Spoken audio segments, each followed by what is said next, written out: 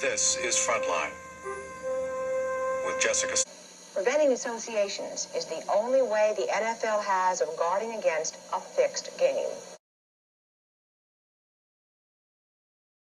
It's a story about the outlaw line, football, illegal gambling, and the mafia.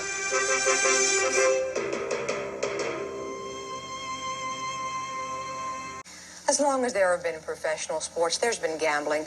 But when you were talking about pro football gambling, you're talking about organized crime's major source of income, billions, which law enforcement agencies tell us are then used to fund other mob ventures, drugs and prostitution and racketeering.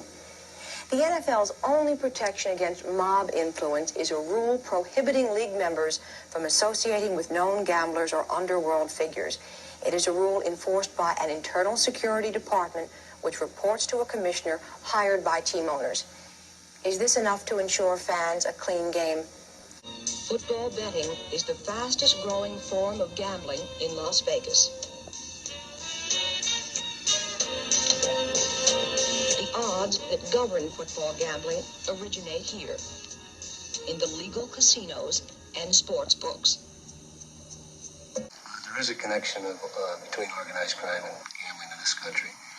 The major metropolitan areas where we have our traditional families has controlled sports bookmaking for years.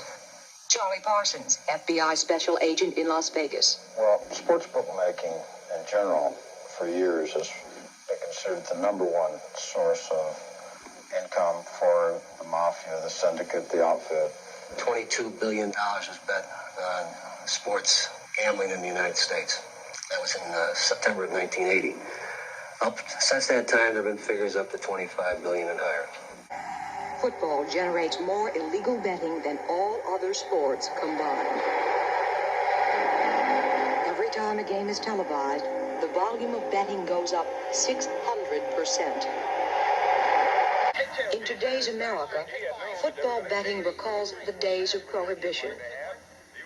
And illegal activity is widely tolerated by the public and even encouraged by some of the nation's more respectable institutions. He's thinking about it. Anderson is going to get in. Michigan with a... At last year's Super Bowl, Americans bet over $5 billion. Bowl 16, America's greatest sports spectacle. And 20. The two teams with the best records in football. CBS Sports featured Jimmy the Greek Snyder. He was once convicted of illegal bookmaking. But this popular television tipster was granted a presidential pardon. The point spread that is put out legally in Las Vegas is picked up and published by newspapers everywhere, even newspapers like the Los Angeles Times and the Washington Post.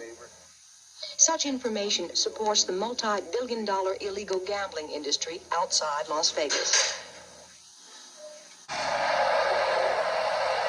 But the NFL can do little to control the illegal football betting industry that constitutes a permanent threat to its image and its integrity.